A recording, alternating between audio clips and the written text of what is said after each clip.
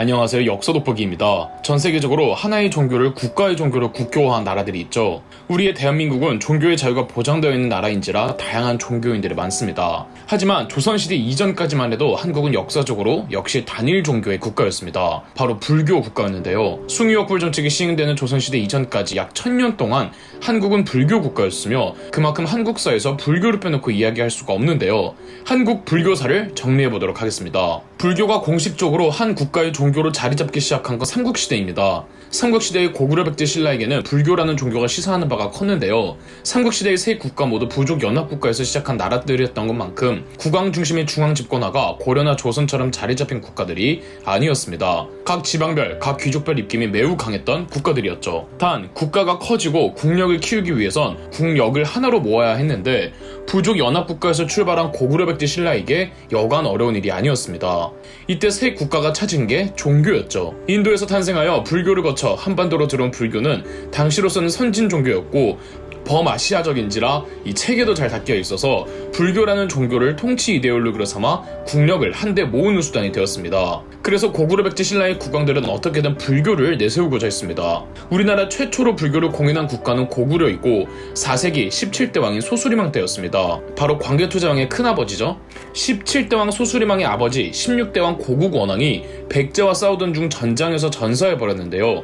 한 국가의 왕이 죽었음에도 고구려가 바로 해체되지 않을 수 있었던 건 바로 뒤이어 즉위한 17대 왕 소수리망이 민심과 국력을 규합했기에 가능했고 그 대표적인 소수리망의 정책이 바로 불교 공인이었습니다. 372년 중국의 전진이라는 국가에서 승려 순도를 파견하여 소수리망에게 불상과 경문을 보냈습니다. 374년에는 아도라는 승려가 고구려로 들어왔는데 아도의 국적은 아직 확실하지 않답니다. 375년 소수리망은 승려 순도를 위해 성문사라는 절을 창건하고 승려 아도를 위해 이불란사라는 절을 창건해 주었는데 이것이 한국사 최초의 사찰이고 최초로 불교를 공인했던 역사랍니다. 평양에 있는 고구려의 사찰 터들을 보면 고구려의 사찰들은 주로 회탑식으로 가운데 탑이 있으면 금당, 즉 불상을 모시는 전각 세 채가 가운데 탑을 중심으로 둘러싸고 있는 독특한 형식이죠. 백제의 경우 고구려보다는 살짝 뒤늦지만 같은 4세기에 불교를 공인했습니다. 백제의 전성기를 이끌었던 근초고왕의 손자 백제의 15대왕 침류왕 시절인 384년 중국의 동진이라는 국가에서 인도인 승려 마라난타를 백제로 보내주며 백제도 불교를 공인했죠. 백제는 불교를 미술로 승화시킨 국가로 유명합니다. 백제의 역사 중에서도 백제가 수도를 사비로 옮겼던 사비 시기에 백제 불교 미술이 정점을 찍었는데 사찰의 탑 안에다가 봉안해 놓는 사리장엄구가 아름답기로 유명합니다. 그래서 사비 시기 백제 유물 관련한 박물관에 가시면 절대 놓쳐서는 안 될 전시품이 사리장엄구입니다. 대표적으로 익산 미륵사 출토의 사리장엄구, 왕궁리 5층 석탑 출토 사리장엄구 등이 있습니다.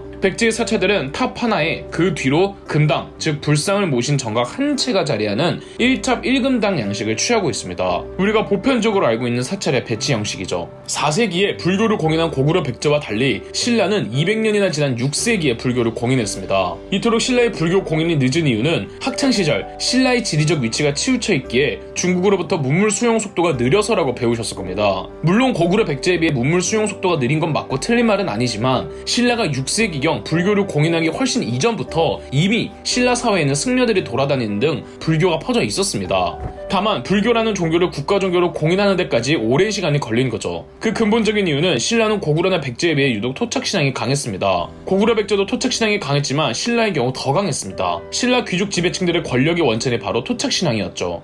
애당초 전사 집단이 수립한 고구려 백제와 달리 신라는 무속 집단들이 수립한 나라란 말이죠. 시간이 지나며 신라의 왕족들은 무속을 멀리한 반면 귀족 지배층들은 토착신앙을 고수했고 만약 선진 종교인 불교가 공인이 되면 귀족들은 자신들의 모든 권력을 잃을 거라 생각했던 거죠. 마찬가지로 신라의 국왕들은 왕권 강화 측면에서 불교를 공인하려고 했는데 결국 불교 공인을 이루어낸 왕이 23대 왕 버풍왕이죠. 버풍왕은 527년 불교를 공인하였고 이 버풍왕이 불교 공인하면 또 빠지면 안 되는 사람이 있죠. 바로 이차돈입니다. 참고로 이차돈은 이름이고 성은 김씨입니다. 이차돈이 불교 공인을 위해 자작극으로 스스로 목숨을 버리고 이차돈의 목이 잘리는 순간 하얀 피가 흘러넘쳤다는 전설은 오로지 사실만 기록하려고 했던 삼국사기에도 나와 있는 내용입니다. 즉 무작정 전설은 아니라는 뜻인데요. 그렇지만 이차돈의 순교 내막은 각 역사서별로 조금씩 차이가 있답니다. 삼국사기에는 버풍왕이 불교를 공인하려고 할 때 귀족들이 반대하자 버풍왕과 미리 미리 짜둔 각본으로 이차돈이 극성으로 반대하는 귀족들과 싸웠고 버풍왕이 조정의 안녕을 위해 분란을 키우는 이차돈을 죽이는 대가로 불교를 공인했다고 나와 있습니다. 삼국 유사에서는 버풍왕이 불교를 공인하려고 할 때 귀족들이 반대하자 이차돈은 자작극으로 버풍왕의 불교 공인에 일부러 극성으로 반대를 하는 연기를 보였고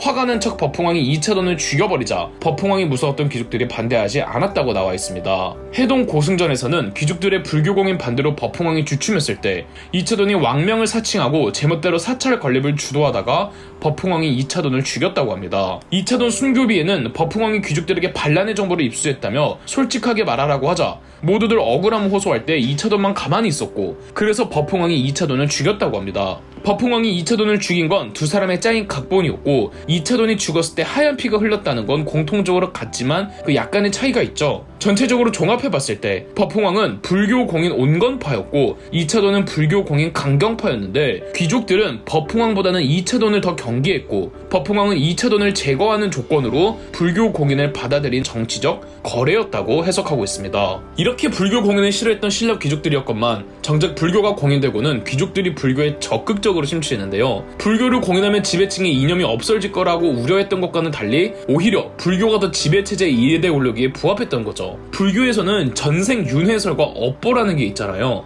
신분 질서의 차이는 전생의 업보이며 다음 생에 지배층으로 태어나고 싶으면 현생에서 각자 자신의 신분에 맞게끔 잘 살아가면 된다라는 논리로 해석되었던 거죠. 그리고 고구려 백제보다 뒤늦게 불교를 수용한 신라였지만 이 누구보다 불교의 진심이었는데요. 불교를 공인한 신라의 왕 버풍왕 이후로 진흥왕, 진지왕, 진평왕, 선덕여왕, 진덕여왕 전부 불교식 이름이죠. 신라의 전성기를 이끌었다던 진흥왕은 말년에 머리를 깎고 승복을 입었으며 스스로 법운이라 승명을 칭하다가 삶을 마쳤고 진흥왕의 왕비도 비구니가 되었다고 합니다. 진평왕 때는 삼국의 전쟁이 격렬해짐에 따라 불교를 호국불교로 승화시킵니다. 불교 신도로서 석가모니를 모시듯 국가를 지키고 모셔야 한다는 이념인 거죠. 호국불교 연장선에서 화랑도들도 불교식 색채가 더욱 강화되었는데요. 그 결정적인 기점이 진평왕 때 원광법사가 화랑들에게 세속오계를 전해주었을 때죠. 살생은 신중해야 된다면서 전쟁 나서 싸울 때는 절대 후퇴하지 말라고 하잖아요. 그리고 신라가 아무 생각 없이 불교를 수용한 것은 아니고 불교를 주체적으로 수용했습니다.